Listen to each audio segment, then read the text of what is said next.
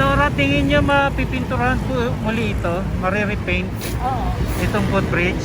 Karila ano lang nito eh, para mauulit daw. Mag-uulit yun. Panawagan po natin sa mga batang makukulit na nagbubunot po ng mga halaman dito. Sana wag naman na. Oo. Sirang-sira na kasi. Ayun nga po, no? Pinapaganda nga, eh, no? Napaganda natin tapos sisirain lang. Mga makukulit po dyan, mga pasaway, no? Sana Taga-Guerrero mga.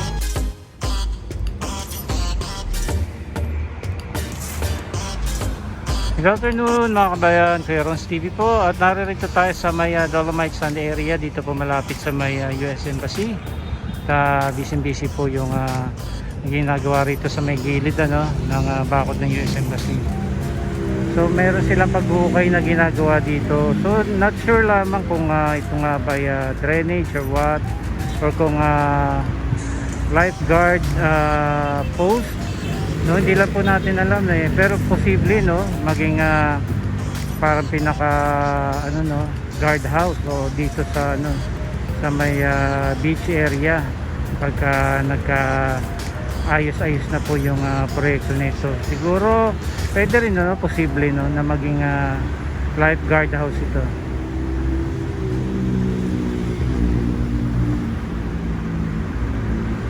Yan, busy po sila dyan. Anyway, para sa unang isip namin ay drainage.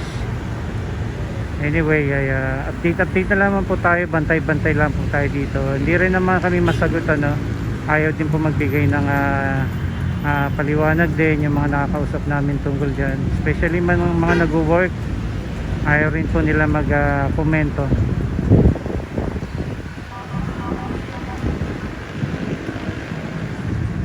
Ito po, abang-abang na lang po tayo sa mga kaganapan dito. Pero posible pwedeng lifeguard house or drainage ba yan. Okay, so naririto na po yung itong barge ng naggagawa sila ng mga sand filling operation itong para sa JTube. Okay, today is January 24, 2021. Magandang hapon po sa inyo lahat. Napadaan lamang tayo dito pang update po tayo dito sa Manila Bay. Okay, nandiyan po sa kabila yung another barge na nagbababa ng mga tube sinker. So iba-iba po yung mga ginagawa dyan. Alright, so ito po mga kaganapan dito. While dito naman po piniprepare itong mga geotextile fabric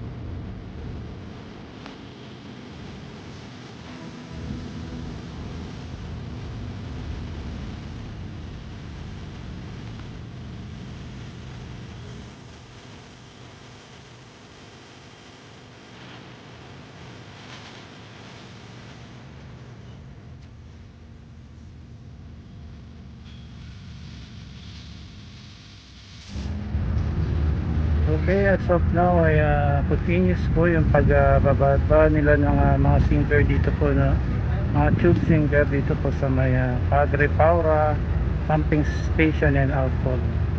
So nariyan din po sa ibaba nakaantabay yung mga divers Dahil sa taas naman doon ay inaayos na nila yung paghuhub doon po sa sinker na ibababa.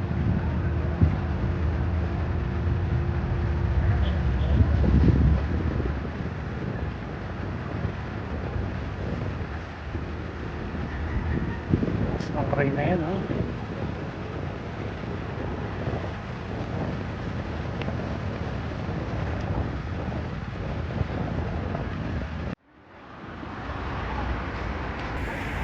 Ano ko lang to.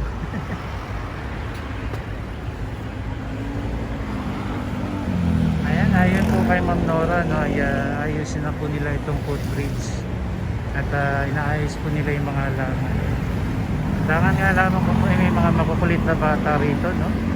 Hanggang pinagpipitas-pitas yung mga bulaklak dito at binubunot-bunot yung mga halaman na tinatanim dito ng mga taga-MMDA. So pagka naririyan po sila na sasaway naman, kaya lang pagka walang bantay, walang tao, ayun po, talagang walang pakundangan din po kung tanggal-tanggalin yung mga tinatanim dito na halaman sa footbridge. Yun nga po, sana nga rin po ma-repaint po itong bridge, no? Para mas magandang tingnan.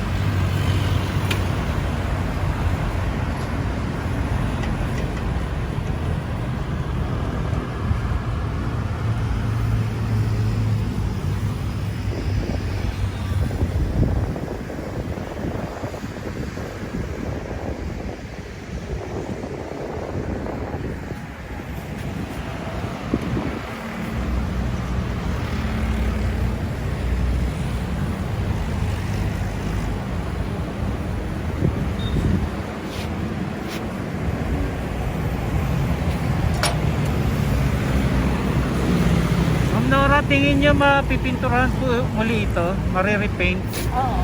itong footbridge? Karira ano lang nito pero mauulit pa. Mag-uulit yun. Panawagan po natin sa mga batang makukulit na nagbubunot po ng mga halaman dito. Sana wag naman na. Oo. Sirang-sira na kasi. Ayun nga po, no? Pinapaganda nga no? Napaganda natin tapos sisirain lang. Sa mga makukulit po dyan, mga pasaway, no? Sana Taga-girero mga yan. Oo nga. Walang disiplina. Ang disiplina, no? Mapipinturahan ulit ito kasi lumabas na yung mga kalakalawang na naman. Oo. Kasi yung nakaraan nagpintura dito, City of Manila. City of Manila. LGU na may ano. Kaya palagi ko pipinturahan ulit ito bago mag-open ng ano. Oo. Kapipintura lang ito noong November eh. November? December. pintura lang. Yung pumasok ako? Oo, ka na nga, kapalan mo palataing. Ayan, sa mga makukulit na bata, pasaway, no? Huwag naman po na sana nating bunot-bunutin yung mga halaman dito. Ayan, sila po yung mga taga-MMDA nag-ayos po ng mga halaman dito.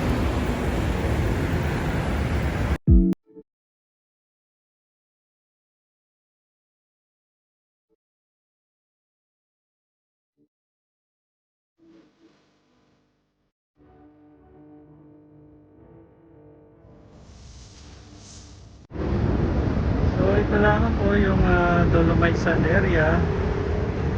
Tapos dito po madalas nag picture selfie yung mga kababayan po natin na bumibisita po dito sa Manila Day Walk Ross Boulevard. At yun nga po na sa mga magpupunta po rito, magkaroon po sana tayo ng disiplina. Huwag po tayo magkalat-kalat, huwag po tayo magtapon-tapon ng mga basura, no? At yung mga halaman po, pakaingatan din po natin. Ay yung po pinaghihirapan po nila yung mga halaman na yan, inaayos-ayos po nila. Ayan. Sana po tuloy-tuloy na mga magagandang halaman dito sa Big Bridge.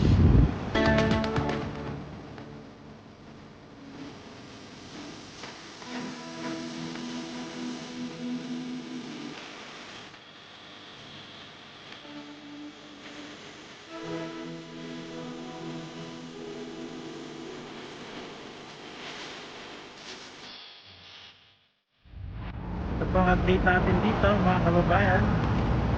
Sa mga hindi pa po nakasubscribe, please subscribe to Kuya Ron's TV. Pa-like na rin, pa-share ang ating mga video.